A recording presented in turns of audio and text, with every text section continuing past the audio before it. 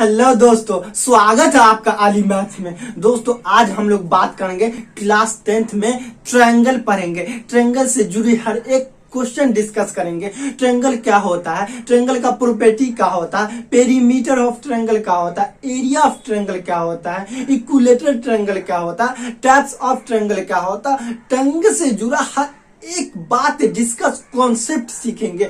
आपने इससे पहले कभी ट्रायंगल नहीं पढ़ा तो कोई बात नहीं है, ये वीडियो कहीं जाके कोने में साइड में पूरी वीडियो देख लीजिए। हर एक बात ट्रायंगल से जुड़ी हर एक बात डिस्कस आसानी से समझ आएगा। तो चलिए शुरू करते हैं। सबसे पहले बात आती है कि ट्रायंगल होता क्या है। व्हाट इज ट्रायंगल, ट्रायंगल किसे कहते हैं। मेरे भाषा में ना, आम भाषा में बोलिए, तीन साइड से जुड़ी किसी भी बंद आकृति को ट्रायंगल बोलेंगे। तीन साइड से जुड़ी किसी भी बंद आकृति को ट्रायंगल बोलेंगे। जैसे ये ट्रायंगल है, तीन साइड से जुड़ा, ए बी और तीन साइड, एक साइड, दो साइड, तीन साइड से जुड़ा हुआ है और बंद आकृति है, ये ट्रायंगल हो गया। एक और एग्जांपल लीजिए, देखिए ये भी तीन साइड, एक साइड, दो साइड, तीन साइड से जुड़ा है और बंद आकृति है, ये ट्रायंगल हुआ। एक और एग्जांपल, क्या ये ट्रायंगल है, क्या ये ट्रायंगल है? जी नहीं, ये ट्रायंगल नहीं। तीन साइड्स तो है लेकिन बंद आकृति नहीं है, ये खुला हुआ। ये खुला हुआ तो कोई भी अंदर घुस जाएगा। जी नहीं, खुला नहीं होनी चाहिए, बंद होनी चाहिए, तभी ट्रायंगल होगा। ये ट्रायंगल नहीं होगा, काट दीजिए।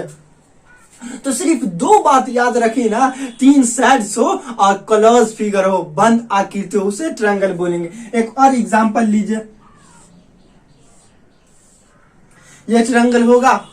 जी नहीं, ये ट्रायंगल नहीं है, ये तो बंद आकृति है लेकिन फिर भी ट्रायंगल नहीं है। ट्रायंगल का डिफिनेशन बोलता है तीन साइड्स हो और बंद आकृति हो। एक साइड, दो साइड, तीन साइड, चार साइड हो गया, इसमें चार साइड हो गया, तो तीन साइड होनी चाहिए। तो सिर्फ दो ही बात आपको कॉन्सेप्ट में ध्यान में रखना है ना, ट्रायंगल उसे कहते हैं जिसमें तीन साइड्स हो और बंद आकृति हो। अब हम लोग पढ़ेंगे ट्रायंगल का प्रॉपर्टीज क्या होता है। तो पहला प्रॉपर्टी क्या है कि ए triangle has a three sides, तीन साइड होता है ट्रायंगल में। तो ए बी एक साइड, बी सी दो साइड, बी सी, और ए सी तीसरा साइड, ए सी। अब क्या हुआ, एक ट्रायंगल में तीन साइड होता है, ए बी और बी सी और ए सी।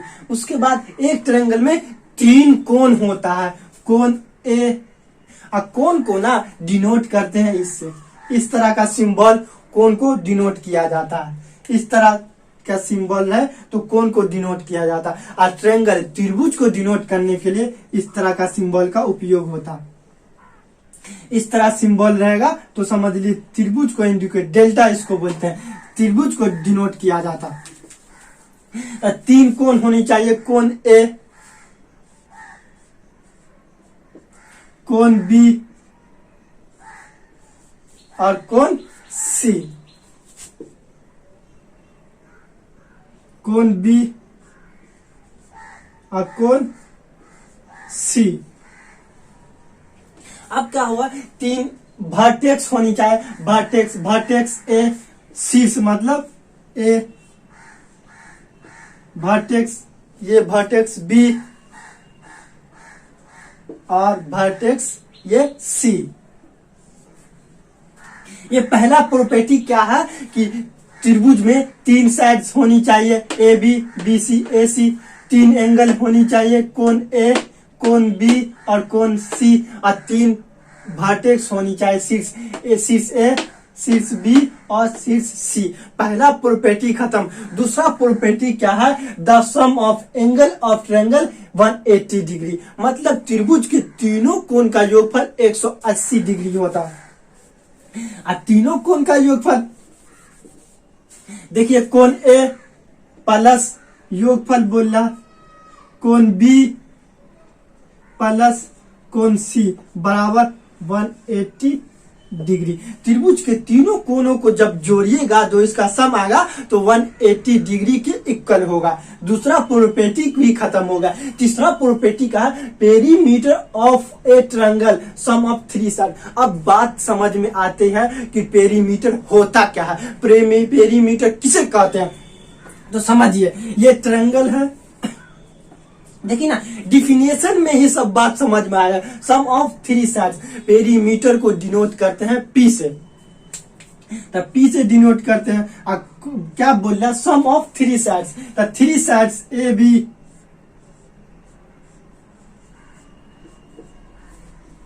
और दूसरा साइड बी सी और तीसरा साइड ए सी। ये जब तीनों को जो जोड़ के कुछ ना कुछ जो मान आएगा वही आपका पेरीमीटर हो गया। Next, area of a triangle 1/2 base into height. अब एरिया क्या होता है इसको समझते हैं और उसको किस तरह निकाला जाता है उसको देखते हैं। जैसे मान लेते हैं ये ट्रायंगल है, अब किसी ने हमसे पूछ दिया कि इसके एरिया क्या होता है, एरिया बताइए हमको। तो देखिए अंदर वाले पार्ट को ना, ये जो अंदर वाला पार्ट है इसी को बोलेंगे एरिया। जैसे और कोई ट्रायंगल है, जैसे ये, अब बोलेगा एरिया क्या है तो इसको बताइएगा कि देखिए ये अंदर में जो पार्ट है ये सब जो ये पार्ट है अंदर में, इसको बोलेंगे एरिया। इसको अंदर वाले पार्ट को एरिया बोलेंगे। अब एरिया निकलेगा कैसे, जैसे ये ट्रायंगल, अब एरिया किस तरह निकालेंगे। तो एरिया में जैसे एक और लेते हैं दूसरा ट्रायंगल, ये ट्रायंगल लिए, ये हाइट है, हाइट को मतलब ऊंचाई को डिनोट करते हैं एच से, तो एच से डिनोट करते हैं। अब बेस, आधार को डिनोट करते हैं बी से। ये हाइट इंटू बेस। जब इसका एरिया निकालेंगे, मतलब ये वाला पार्ट जब निकालेंगे अंदर वाला पार्ट, तो एरिया मतलब 1/2 into 1/2 height H into base. Height into base को जब मल्टीप्लीकेशन करके 2 से डिवाइड करिएगा तो एरिया आपका निकल जाएगा। इस तरह एरिया निकाला जाता है। एरिया कैसे निकलेगा, एरिया मतलब अंदर वाले पार्ट का एरिया निकालेंगे तो एरिया निकलेगा ये त्रिभुज का, तो अंदर वाले पार्ट का तो 1/2 हाइट इंटू बेस। इस तरह हम लोग एरिया निकाल सकते हैं। अगला प्रॉपर्टी बोलता क्या है उसको समझते हैं। क्या बोलता है property, the sum of two sides must be greater than third side. इसका मतलब क्या हुआ, त्रिभुज की दो भुजाओं का योग तीसरी भुजा से बड़ा होता है। अब ये कंडीशन बोल दिया कि त्रिभुज की दो भुजाओं का योग तीसरी भुजा से बड़ा होता है, लेकिन कैसे बड़ा होगा इसको कॉन्सेप्ट समझते हैं। तो चलिए एक त्रिभुज ले मान लेते हैं, त्रिभुज ए बी सी लिए, ए बी सी एक त्रिभुज लिए जिसमें ए सी बराबर 5 सेंटीमीटर, ए बी बराबर 4 सेंटीमीटर और बी सी बराबर 3 सेंटीमीटर। तो प्रॉपर्टी क्या बोलता है, sum of two sides must be greater than third side. इसका मतलब हुआ ये जो दो भुजाओं को जोड़ेंगे वह तीसरी भुजा से बड़ा होनी चाहिए। अब कैसे बड़ा होनी चाहिए इसी को समझते हैं। जैसे 4 + 5 को जोड़िए, 4 + 5 बराबर 9 और 9 बड़ा है 4 + 5, 9 बड़ा है 3 से। एक बात साबित हुआ। फिर दूसरा 5 + 3 को जोड़िए, 5 + 3, 5 + 3 बराबर 8 और 8 बड़ा है 4 से। दूसरी बात भी सही होगी। तीसरी बात 3 + 4 को जोड़ेंगे, 3 + 4 जोड़िए, 3 + 4 बराबर 7 और 7 बड़ा है 5 से। किसी भी त्रिभुज में यही तीनों त्रिभुज की दो भुजाओं का योग तीसरी भुजा से बड़ा होगा तभी ये त्रिभुज बनेगा, नहीं तो नहीं बनेगा। ये तीनों बात कंडीशन लागू हो गया तो त्रिभुज बनेगा। अब एक और त्रिभुज लेते हैं, मान लेते हैं त्रिभुज ये ABCD है जिसकी A B सी। एबीसी त्रिभुज जिसकी भुजा बीसी 5 सेंटीमीटर, एसी 2 सेंटीमीटर और एबी 1 सेंटीमीटर, क्या ये त्रिभुज बनेगा? जी नहीं, नहीं बनेगा। अब क्यों नहीं बनेगा? देखिए त्रिभुज का प्रॉपर्टी का the sum of two sides must be greater than third side. त्रिभुज के दो भुजाओं का योग तीसरी भुजा से बड़ा होनी चाहिए। जो यहाँ देखिए ये दोनों जोड़िए 2 + 5, 2 + 5 7 और 7 बड़ा है 1 से। एक बात तो लागू हो गई, लेकिन दूसरी बात 1 + 2, 1 + 2 जोड़िए 1 + 2 3 और 3 जो है ना, ये 3 छोटा हो गया किससे? 5 से। तो ये बात तो लागू हुआ नहीं, ये बात लागू नहीं हुआ, इसीलिए ये त्रिभुज नहीं बनेगा, ये त्रिभुज नहीं बनेगा। अब कैसे त्रिभुज नहीं बनेगा? हाउ, कॉन्सेप्ट समझिए। जैसे मान लेते हैं एक कोई त्रिभुज जिसका आधार 5 सेंटीमीटर, 1 2 3 4 5 सेंटीमीटर, और ये 1 सेंटीमीटर, तो 1 सेंटीमीटर तो यहाँ तक होगा ऐसे 1 सेंटीमीटर, और ये 2 सेंटीमीटर, 1 और 2 सेंटीमीटर, 1 और 2 सेंटीमीटर। तो ये खुला, क्या ये त्रिभुज बना? नहीं ना बना। कोई बात नहीं, आप कॉपी पेन लेके साइड में जाइएगा, बनाइएगा, तब आपको कॉन्सेप्ट समझ में आ जाएगा और बताइएगा, बोलेगा कि ये सर त्रिभुज ये नहीं बनेगा। अब हम लोग पढ़ेंगे टाइप्स ऑफ ट्रायंगल। ट्रायंगल क्या होता है? जैसे ये मान लेते हैं ये ट्रायंगल, ये ट्रायंगल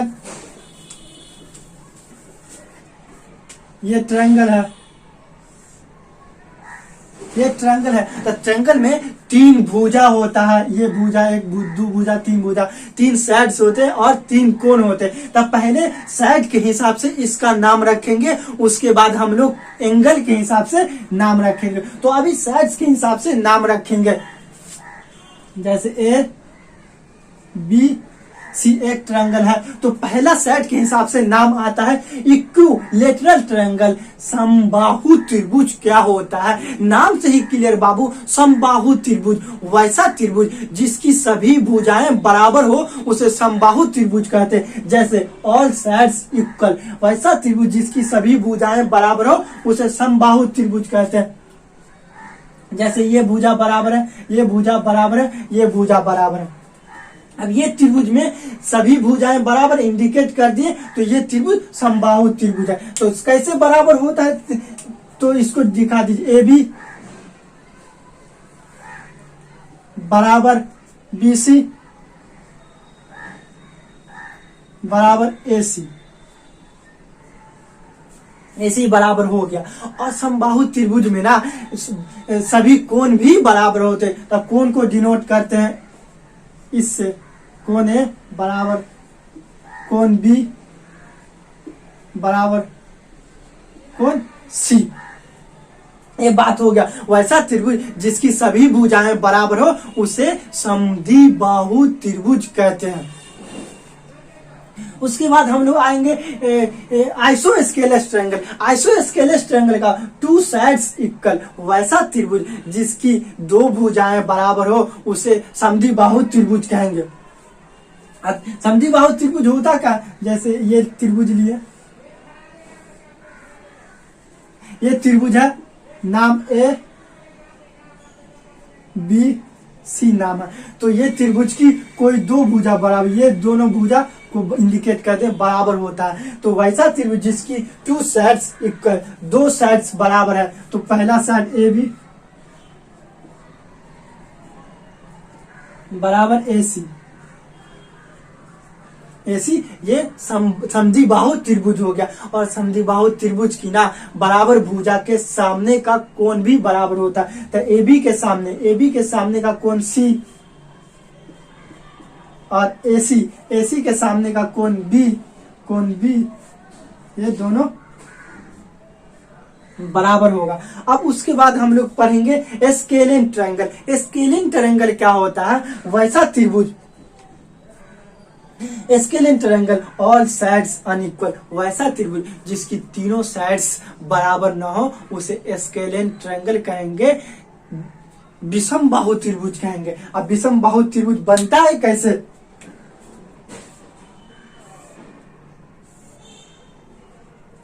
ये ट्रायंगल है, इसे छोटा है और ये उससे बड़ा है और सबसे बड़ा ये है। वैसा त्रिभुज जिसकी सभी भुजाएं बराबर ना हो, तो कोई भी भुजा बराबर नहीं ना, इसका नाम ए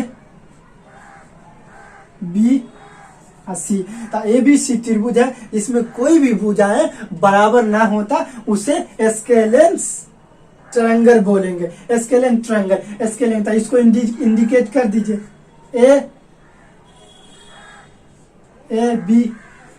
ए बी सबसे छोटा है, उसके बाद ए सी और ए सी से बड़का क्या है, सबसे बड़का बी सी। इस तरह कोई भी त्रिभुज